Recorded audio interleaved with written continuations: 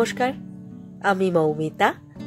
আমার কবিতা পাঠ চ্যানেলে আমার সকল শ্রোতা বন্ধু এবং দর্শক বন্ধুকে আন্তরিক শুভকামনা জানিয়ে আজকের গল্প পাঠ শুরু করছি। আজ আমি আপনাদেরকে পড়ে শোনাব প্রতিভা বসুর লেখা একটি মন ছোঁয়া ছোট গল্প। গল্পের নাম শেষ মুহূর্তে। শুনতে থাকুন আজকের গল্প শেষ মুহূর্তে।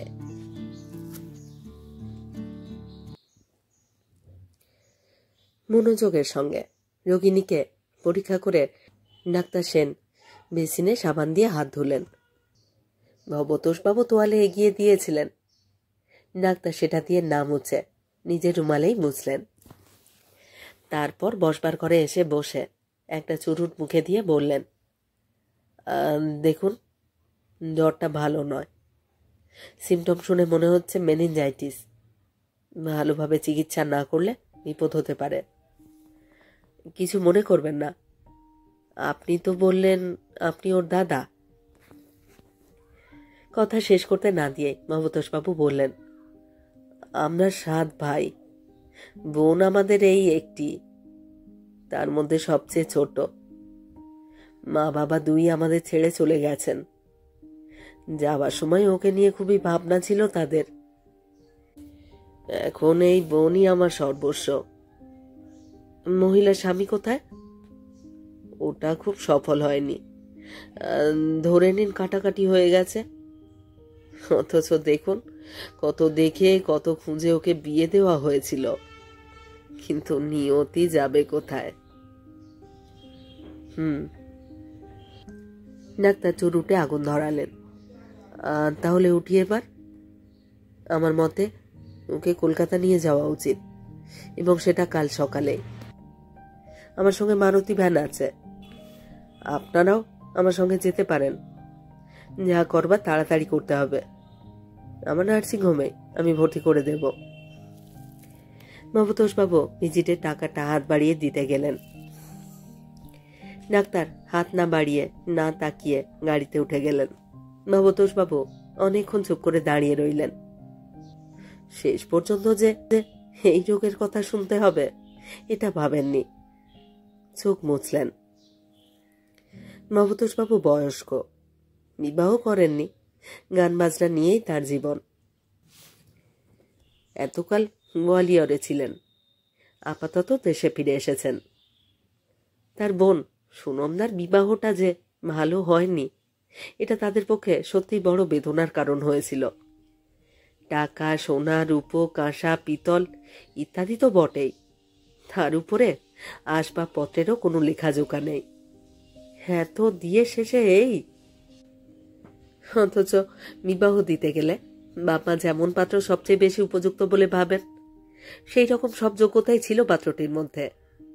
অথচ 2 বছরের মধ্যেই বোঝা গেল এই বিয়ের আয়ু খুব বেশি দিন টিকবে না। টিকলো না। সুনন্দা পালালো। পালিয়ে আস্তে আস্তে মনে মনে ভাবছিল, মেয়েদের কি অদ্ভুত জীবন। কোনোদিনই তার নিজের বাড়ি হয় না, হলে হয় বাপের বাড়ি, নয়তো শ্বশুর বাড়ি, আর সে যাচ্ছে দাদার বাড়ি। নিজের কোনো বাড়ি নেই। দীপকরা অর্থাৎ তার স্বামী কলকাতায় ছিল, দাদা থাকে জুচুড়া। সেটা আস্তে আস্তে অনবরত মেয়েদের চেয়ে নিজেদের বাড়ি নেই, সে কথাটাই সুনন্দা ভাবতে ভাবতে আসছিল। নৈহাটি স্টেশনে নেমে পড়ল। এখানে নেমে গঙ্গা পার হয়ে এপারে এসে একটুখানি গেলেই ভবতোষবাবুর বাড়ি। ভবতোষবাবুই তার বাবার স্থানটি নিয়েছেন। একই বোন সে, আর 7 জন দাদা। বাবা শ্যামসুন্দরবাবু ইংরেজ আমলের ডেপুটি ম্যাজিস্ট্রেট ছিলেন। প্রতাপ ছিল প্রবল, কিন্তু মানুষ খুব ভালো ছিলেন। সন্তান বৎসলও বটে, তবে সংসারে তার কথাই কথা। পৈতৃক সূত্রে চুচুড়ায় বাড়িটা পেয়েছেন। অবস্থাপন্ন পিতার ছেলে মেয়েদের সঙ্গে ভাগের টাকা কড়িও মন্দ পাননি, কিছু সোনাও পেয়েছেন। সেই জন্যই মেয়েকে খুব ঘটা করে বিয়ে দিয়েছিলেন। মা মারা গেছেন সুনন্দার বিয়ের 1 বছর বাদে। বাবা গেলেন গত বছর। দাদা সেই যে মায়ের অসুখে এলেন, আর ফিরে যাননি। তারপর বাবাও গেলেন। এখন সব ভার দাদার উপরেই বর্তেছে। অন্যান্য দাদারা সব দেশে বিদেশে ছড়ানো। 3 দাদা বিদেশের বিভিন্ন জায়গায় থাকেন, বলা যায় সেখানেই সেটেল করেছেন। সেই 2 দাদা বিবাহ করেছেন সেই দেশের মেয়ে। আর 3 জনের একজন দুর্গাপুরে, সে ইঞ্জিনিয়র, আর একজন দুবাইতে, সেও ইঞ্জিনিয়র। অন্যজন সাংবাদিক, দিল্লি নিবাসী। সুনন্দা পালিয়ে এসেছে। বাড়িতে বলা যায় সে একেবারে নজরবন্দি হয়ে থাকত। স্বামী হাতে কলমে বিদ্বান, বুদ্ধিমান, ধনী, কিন্তু চরিত্রহীন। বাবা ভদ্রলোকটি ভালো, কিন্তু মা আর ছেলে 2 সমান। অসভ্য আর অভদ্র বলতে যত দূর বোঝায় ঠিক তাই। গয়নার বাক্স শাশুড়ির কাছে, তার নামেই ভল্টে থাকে। কাল বিয়ে বাড়ি যাওয়ার জন্য বার করে এনেছিলেন। আজ আর ভল্টে পাঠানো যায়নি, আজ রবিবার। সুনন্দা নিঃশব্দে তার দ্বীপ্রহরী ঘুমের সুযোগে সেটি নিয়ে সোজা চলে এসেছে হাওড়া স্টেশনে। নিজের জিনিস শেষে নিজেকেই চুরি করতে হলো। কি বিচিত্র জীবন!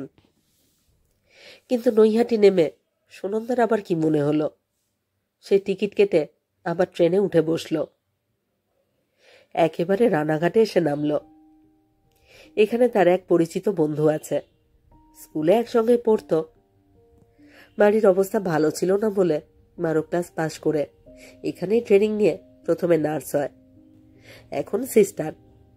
একেবারে স্বাধীন, চমৎকার আছে। বন্ধুটি লেখাপড়ায় ভালো ছিল, কিন্তু পারিবারিক কারণে আর অগ্রসর হতে পারেনি। ওদের সংসারে দারিদ্র্যের মুখ সব সময় হাঁ করে থাকত। মেয়েটির বাবা অসময় মারা গিয়ে একেবারেই কাঙাল করে রেখে গেছেন ওদের।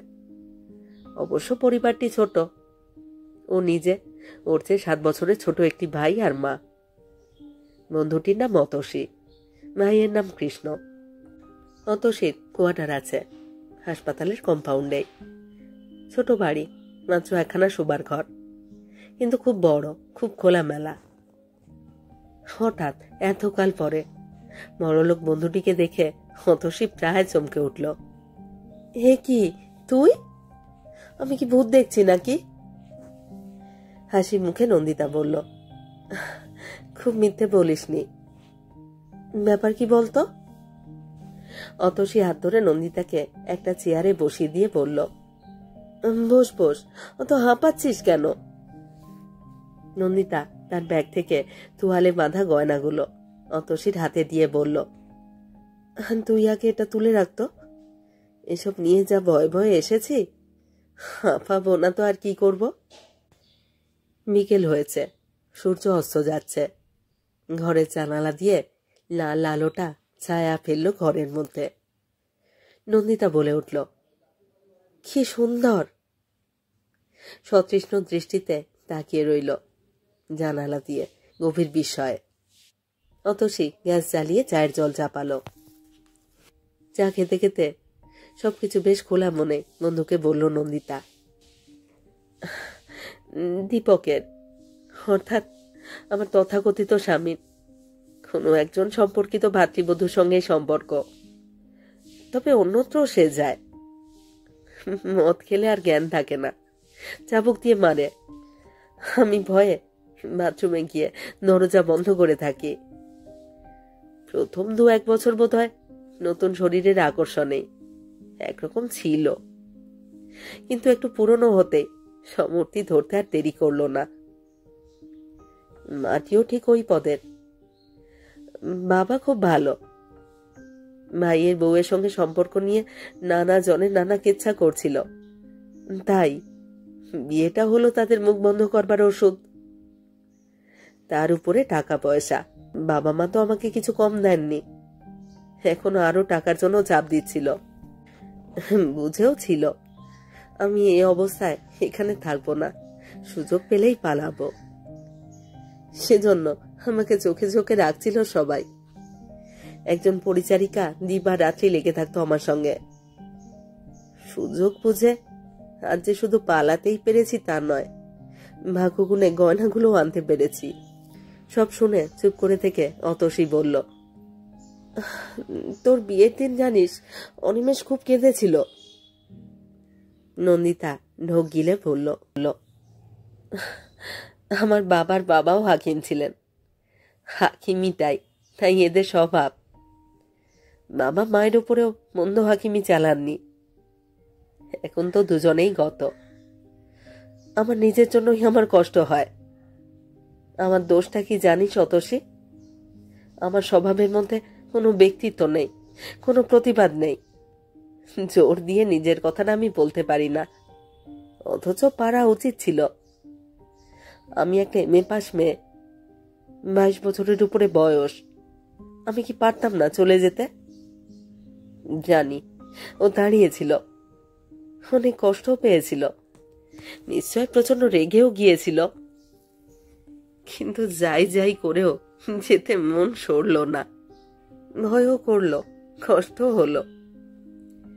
অতসী থামিয়ে দিয়ে বলল, যাকে ওসব কথা। এখন কি করবি বল? আমাকেই বা তোর মনে পড়লো কেন? নন্দিতা বলল, যাচ্ছিলাম ভিত্রালয়, দাদা আছেন, জানিসই তো দাদা আমাকে কি ভালোবাসেন।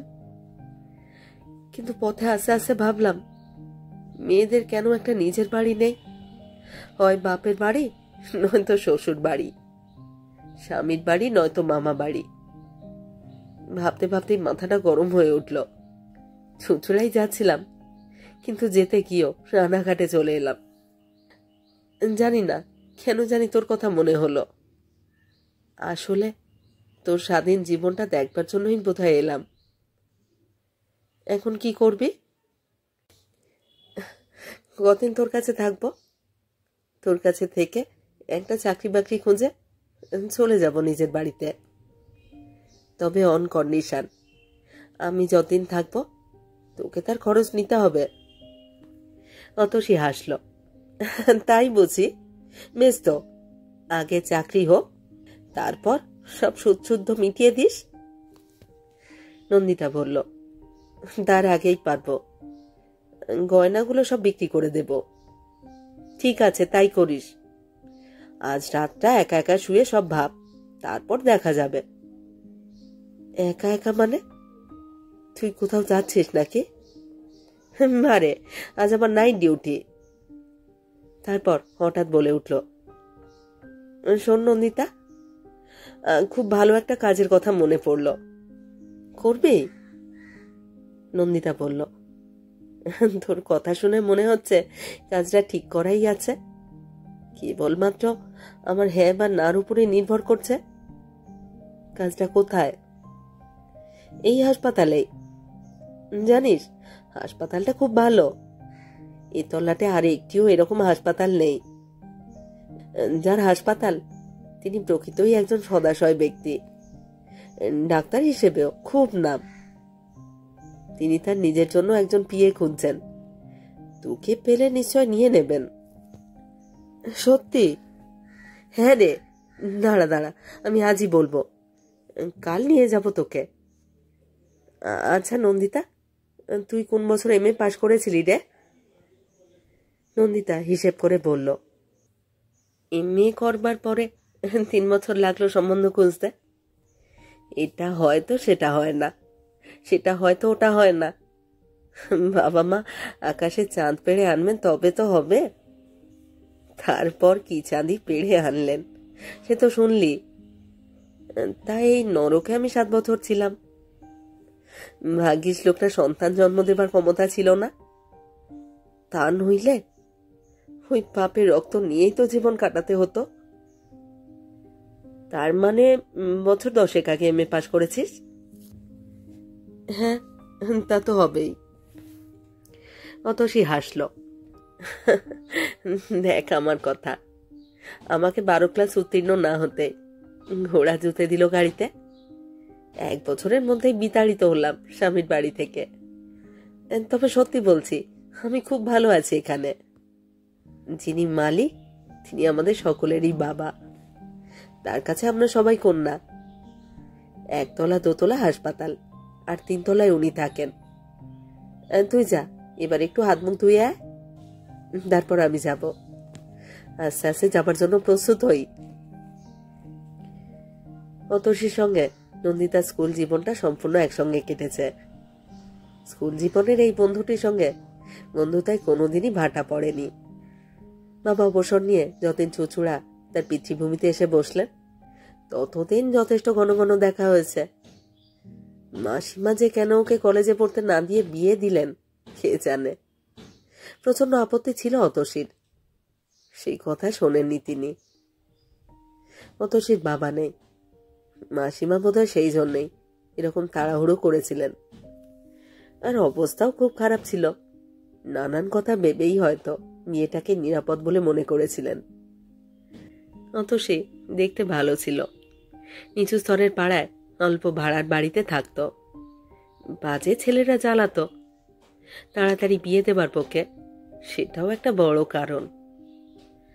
ওর বিয়েটাও টেকেনি। তবে এখন কি ভালো আছে, কি স্বাধীন, নিজের রাস্তা সে নিজেই বেছে নিয়ে সুখে আছে। এখন ওর দৌলতে তার চাকরিটাও যদি হয়ে যায় তবেই শান্তি। চাকরিটা হলো, ডাক্তার ভঞ্জ খুব খুশি হয়েই তাকে নিলেন। থাকবার আলাদা ব্যবস্থা হলো। বাপের বাড়ি, শ্বশুর বাড়ি, দাদার বাড়ি, কোনো বাড়িতেই গিয়ে উঠতে হলো না আর। নিজের বাড়িতে উঠবার বন্দোবস্ত করে সে দাদার বাড়ি গেল। কাজে যোগ দেবে ও মাসের 1 তারিখে, আরো 5 দিন বাকি আছে। এসে শুনল তার স্বামী আর তার মা এসে দাদাকে যথেচ্ছ অপমান করে গেছেন। লুকিয়ে রেখেছেন বলে সারা বাড়ি তল্লাশি চালিয়েছেন, পুলিশের ভয় দেখিয়েছেন, বলেছেন ধরতে পারলে আর আশও রাখবেন না। দাদা বললেন, কোথায় ছিলি রে তুই? ভেবে ভেবে আমি না পারি খেতে, না পারি ঘুমুতে। চোখে জল পড়ে এলো দাদার। ঠোঁট কামড়ে নন্দিতা বলল, কিছু ভেবো না দাদা, এসব লোককে কিভাবে সাহায্য করা যায় আমি দেখছি। এই বলে দাদার অনেক বারণ সত্ত্বেও সোজা থানায় চলে গেল। একটা FIR করে ওসিকে সমস্ত ঘটনাটা জানালো। বলল, ওরা আমাকে চোখে চোখে রাখছিল আর বলেছিল দাদার কাছ থেকে আরো টাকা এনে দেবার কথা। স্বামীর হাতের চাবুকের দাগ পিঠের ব্লাউজ তুলে দেখালো, চরিত্রহীনতার কথা, সন্তানের জন্ম দিতে অক্ষমতার কথাও বলল। তারপর বলল, আমার শ্বশুর অতিশয় ভালো লোক, তিনি বাধ্য হয়ে সব সহ্য করেন। আপনারা তাকে জিজ্ঞাসা করলে তিনি মিথ্যা কথা বলবেন বলে মনে হয় না, তবে হয়তো নিজের সন্তান এবং নিজের স্ত্রীর কথা বলতে লজ্জিত হবেন। আপনারা কাছাকাছি বাড়ির লোকেদেরও জিজ্ঞাসা করে দেখতে পারেন, তারা সবই জানেন। আমি কয়েকদিন আগে ওখান থেকে পালিয়ে এসেছি, দাদার কাছেও আসিনি। আমি জানতাম আমাকে ধরে নিয়ে যাবার জন্য ওরা এখানে আসবেনি, এসেও ছিলেন, আমাকে পাননি। আমি রানাঘাটে আমার এক বন্ধুর কাছে ছিলাম, সে একটা হাসপাতালের সিস্টার, তার নিজের কোয়ার্টারও আছে। সেই আমাকে একটা কাজও জোগাড় করে দিয়েছে। হাসপাতালটির এই নাম, যার হাসপাতাল তিনি বিখ্যাত ডাক্তার, ডক্টর ভঞ্জ। বাড়ি ফিরে এসে দাদাকে জড়িয়ে ধরে ব্যাকুল হয়ে কাঁদতে লাগলো নন্দিতা। কাঁদবার তো একটাই কারণ ছিল, অনেক কান্নাই জমেছিল বুকের মধ্যে। সব উজাড় করে দিল দাদার বুকে মাথা রেখে। সব কি ভোলা যায়? সেও ভোলেনি। সেদিন যে এলগিন রোডের মোড়ে তার দাঁড়িয়ে থাকবার কথা ছিল ট্যাক্সি নিয়ে, নিশ্চয় সে দাঁড়িয়ে ছিল, কিন্তু সেদিন তো সে পালাতে পারেনি, এখন পেরেছে। সেই রাতটা নন্দিতা এক ফোঁটাও ঘুমোতে পারল না। তার পরের দিন সকালে মাথা যন্ত্রণায় বিছানা থেকেও উঠতে পারল না। বিকেলের দিকে সবল জ্বরে আচ্ছন্ন হয়ে পড়ে রইল। তার বড়দা ভবতোষ বাবু পাগলের মতো আচরণ করতে লাগলেন। দৌড়ে গিয়ে বড় ডাক্তার নিয়ে এলেন। তিনি বললেন, আমি ঠিক বুঝছি না এতটা জ্বর কেন উঠল, আর মাথায় পা এত যন্ত্রণা কেন? মনে হচ্ছে জ্ঞানও হারিয়ে ফেলেছেন। একটা দিন যাক, একটা দিন যাক, কাল কেমন থাকেন দেখে তখন স্থির করা যাবে কিছু। তারপর বললেন, রমাপদবাবুর ছেলেরও খুব খারাপ অবস্থা। উনি কলকাতা থেকে খুব বড় একজন ডাক্তার নিয়ে এসেছেন। আপনি বরং তাকে আনবার চেষ্টা করুন, দেখুন তিনি কি বলেন। উনি খুব বড় ডাক্তার। শুনেছি ওর মতো ডায়াগনোসিস কেউ করতে পারে না। মহতোষবাবু কাজের মেয়েটিকে বসিয়ে রেখে ছুটলেন সেখানে। ডাক্তার এলেন, দেখলেন। পরের দিন সকাল আর করলেন না। সেই রাত্রে রোগিণীকে আর তার দাদাকে নিয়ে কলকাতার পথ ধরলেন। রমাপদবাবুর ছেলে এই ডাক্তারের চিকিৎসায় মরণের ঘর থেকে ফিরে এসেছে। রমাপদবাবুর আত্মীয়ই হন। রাত্রেই চলে যাচ্ছিলেন। পরের দিন সকালের কথাটা আর ভবতোষবাবুদের সুবিধা অসুবিধার কথা ভেবেই বলেছিলেন।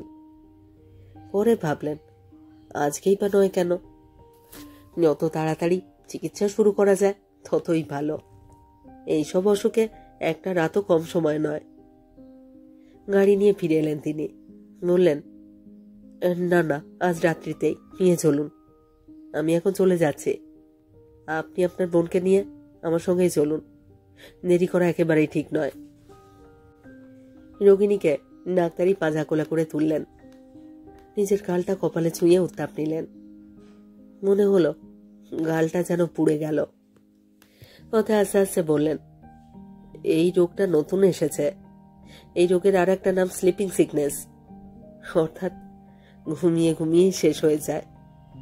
এখনো কোনো ওষুধ বেরোয়নি। শুনেছি আমেরিকার কোনো একটা গ্রামে নাকি এর ওষুধ তৈরি হয়, তবে তেমনভাবে পরীক্ষিত সত্য বলে এখনো প্রমাণ হয়নি। যাই হোক, আপনারা বিচলিত হবেন না। আমি আমার যথাসাধ্য চেষ্টা করব। আর তারপর বলা যায় না যে অসুখ বলে আমি চিন্তিত হচ্ছি, আপনাকেও চিন্তিত করছি, হয়তো সেটা ভুল। একদিনের জ্বর দেখে তো আর কিছু বলা যায় না। কিন্তু কপাল মন্দ, ডাক্তার যা আন্দাজ করেছিলেন সেটাই ঠিক বলে সাব্যস্ত হলো।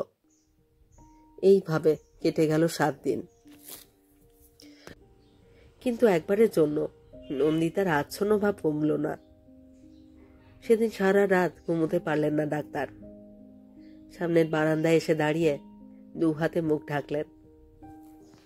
ভোর হয়ে এসেছে। সুন্দর সময়, ঠান্ডা বাতাস। ডাক্তার দ্রুত পায়ে চলে এলেন নার্সিংহোমে। নন্দিতার জন্য স্পেশাল ঘরে ঢুকে এলেন। শিয়রে বসে হাত রাখলেন কপালে। নন্দিতার ফর্সা ডান হাতখানা উত্তোলিত হলো। তারপর হাতের পাতাটি ডাক্তারের হাতের পাতায় রেখে অস্ফুটে বলল, অনিমেষ। অনিমেষ পাগলের মতো আত্মহারা হয়ে নন্দিতার মুখের উপরে ঝুঁকে পড়ে বলল, নন্দু, আমার নন্দু, তাহলে জ্ঞান ফিরল তোমার? অনিমেষ, আমাকে ক্ষমা করো। এসব কি বলছো? কিন্তু তুমি কি করে জানলে আমি অনিমেষ? আমি যে আমার আধো ঘুম আর আধো জাগরণের মধ্যে অনেকবার দেখেছি তোমাকে। নন্দিতার গলা প্রায় শোনাই যাচ্ছিল না। আসলে স্বরও ফোটেনি, ফিসফিস করেই বলছিল। থরথর করে কাঁপছিল প্রত্যেকটি অক্ষর। সোনামণি আমার, তুমি ভালো হয়ে ওঠো, তারপর আমি তোমার সব কথা শুনব।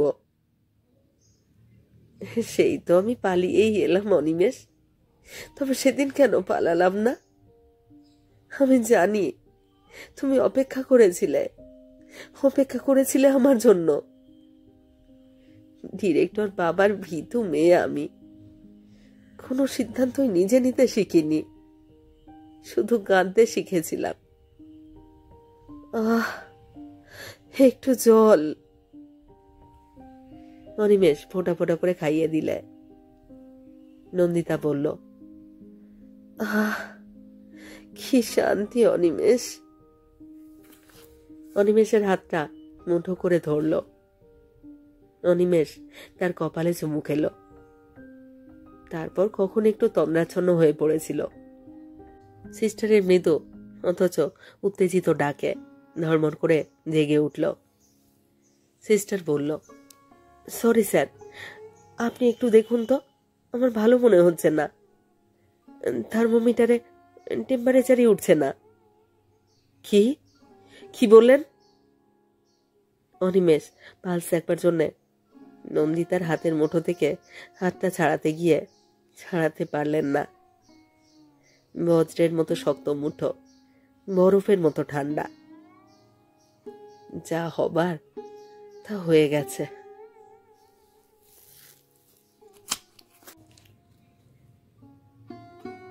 শেষ হলো আজকের গল্প, প্রতিভা বসুর লেখা গল্প শেষ মুহূর্তে। ভীষণ মর্মস্পর্শী একটি গল্প। কেমন লাগলো আজকের গল্পটি? প্রতিভা বসুর গল্প যে অসাধারণ আপনাদের ভালো লাগে তা আমাকে বলবার অপেক্ষা রাখে না। তবুও জানতে চাইছি আমার পাঠ এবং পরিবেশনা আপনাদের কেমন লাগলো। প্রত্যেকটি গল্প পড়বার পরে আপনাদের মতামতের অপেক্ষায় থাকি।